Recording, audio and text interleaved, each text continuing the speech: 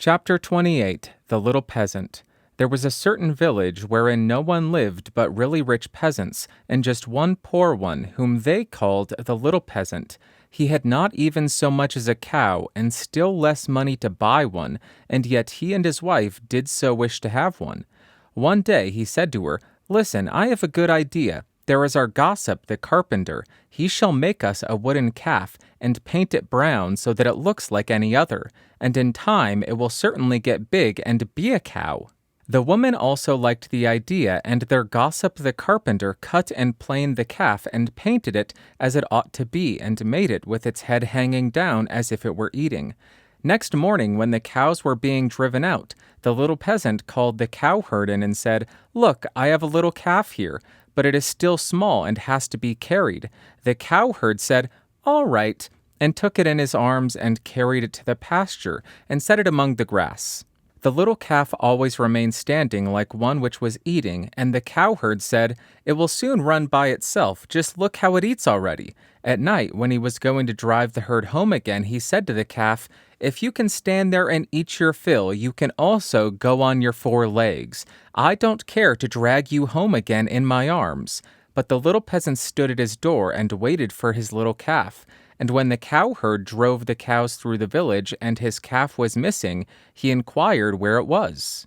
The cowherd answered, "It is still standing out there eating. It would not stop and come with us." But the little peasant said, "Oh, but I must have my beast back again." Then they went back to the meadow together, but someone had stolen the calf and it was gone. The cowherd said, "It must have run away." The peasant, however, said, "Don't tell me that," and led the cowherd before the mayor, who for his carelessness condemned him to give the peasant a cow for the calf which had run away.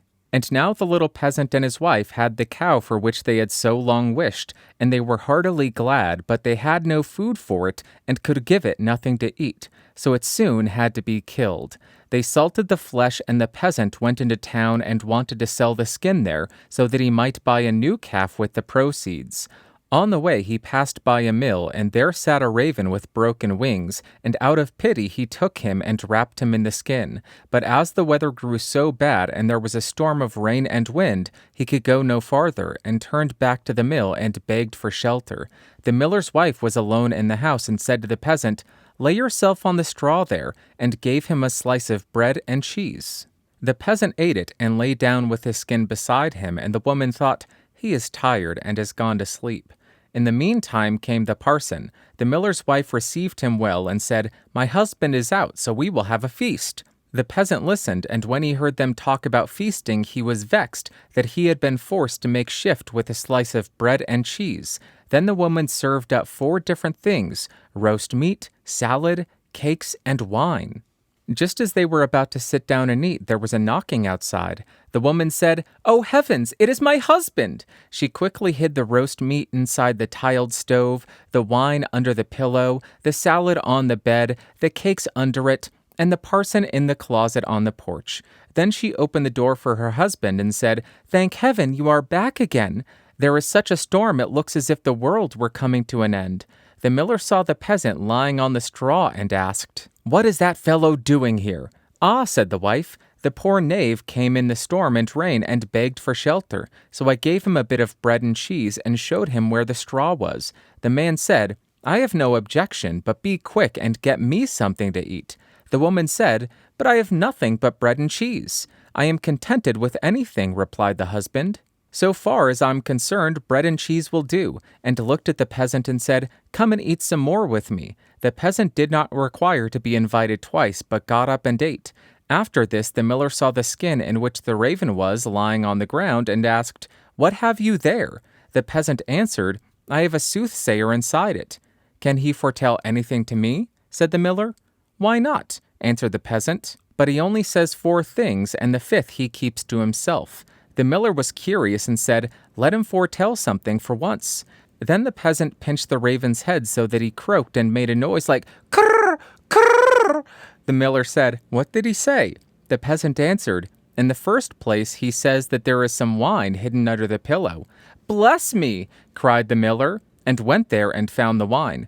"Now go on," said he. The peasant made the raven croak again and said, In the second place, he says there is some roast meat in the tiled stove. Upon my word, cried the miller, and went thither, and found the roast meat. The peasant made the raven prophesy still more, and said, thirdly, he says there is some salad on the bed. That would be a fine thing, cried the miller, and went there and found the salad. At last the peasant pinched the raven once more till he croaked and said, fourthly, he says that there are some cakes under the bed. That would be a fine thing, cried the miller, and looked there, and found the cakes. And now the two sat down to the table together, but the miller's wife was frightened to death, and went to bed and took all the keys with her. The miller would have liked much to know the fifth, but the little peasant said, first we will quickly eat all four things, for the fifth is something bad. So they ate, and after that they bargained how much the miller was to give for the fifth prophecy, until they agreed on 300 talers. Then the peasant once more pinched the raven's head till he croaked loudly. The miller asked, what did he say? The peasant replied, he says that the devil is hiding outside there in the closet on the porch. The miller said, the devil must go out, and open the house door. Then the woman was forced to give up the keys, and the peasant unlocked the closet. The parson ran out as fast as he could, and the miller said, it was true! I saw the black rascal with my own eyes. The peasant, however, made off next morning by daybreak with the 300 talers. At home, the small peasant gradually launched out. He built a beautiful house, and the peasant said, the small peasant has certainly been to the place where golden snow falls, and people carry the gold home in shovels. Then the small peasant was brought before the mayor, and bidden to say from whence his wealth came. He answered, I sold my cow's skin in the town for 300 talers. When the peasants heard that, they too wished to enjoy this great profit, and ran home, killed all their cows, and stripped off their skins in order to sell them in the town to the greatest advantage. The mayor, however, said, but my servant must go first. When she came to the merchant in town, he did not give her more than 2 talers for a skin. And when the others came, he did not give them so much, and said, what can I do with all these skins? Then the peasants were vexed that the small peasant should have thus outwitted them, wanted to take vengeance on him, and accused him of this treachery before the mayor. The innocent little peasant was unanimously sentenced to death, and was to be rolled into the water in a barrel pierced full of holes. He was led forth, and a priest was brought who was to say a mass for his soul. The others were all obliged to retire to a distance, and when the peasant looked at the priest, he recognized the man who had been with the miller's wife. He said to him, I set you free from the closet, set me free from the barrel. At this same moment up came with a flock of sheep the very shepherd whom the peasant knew had long been wishing to be mayor, so he cried with all his might, no, I will not do it. If the whole world insists on it, I will not do it. The shepherd, hearing that, came up to him and asked, what are you about? What is it that you will not do? The peasant said, they want to make me mayor, if I will but put myself in this barrel, but I will not do it. The shepherd said, if nothing more than that is needful in order to be mayor, I would get into the barrel at once. The peasant said, if you will get in, you will be mayor. The shepherd was willing and got in, and the peasant shut the top down on him. Then he took the shepherd's flock for himself and drove it away.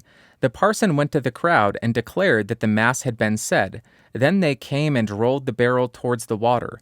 When the barrel began to roll, the shepherd cried, I am quite willing to be mayor. They believed no otherwise than that it was the peasant who was saying this, and answered, that is what we intend, but first you shall look about you a little down below there. And they rolled the barrel down into the water. After that the peasants went home, and as they were entering the village, the small peasant also came quietly in, driving a flock of sheep and looking quite contented. Then the peasants were astonished and said, Peasant, from whence do you come? Have you come out of the water? Yes, truly, replied the peasant. I sank deep, deep down until at last I got to the bottom. I pushed the bottom out of the barrel and crept out. And there were pretty meadows on which a number of lambs were feeding, and from thence I brought this flock away with me. Said the peasants, Are there any more there? Oh, yes, said he, more than I could want. Then the peasants made up their minds that they too would fetch sheep for themselves, a flock apiece. But the mayor said, I come first. So they went to the water together, and just then there were some of the small fleecy clouds in the blue sky, which are called little lambs, and they were reflected in the water, whereupon the peasants cried, "We already see the sheep down below!" The mayor pressed forward and said, "I will go down first and look about me, and if things promise well, I'll call you." So he jumped in. Splash! Went the water. It sounded as if he were calling them, and the whole crowd plunged in after him as one man. Then the entire village was dead, and the small peasant, as sole heir, became a rich man.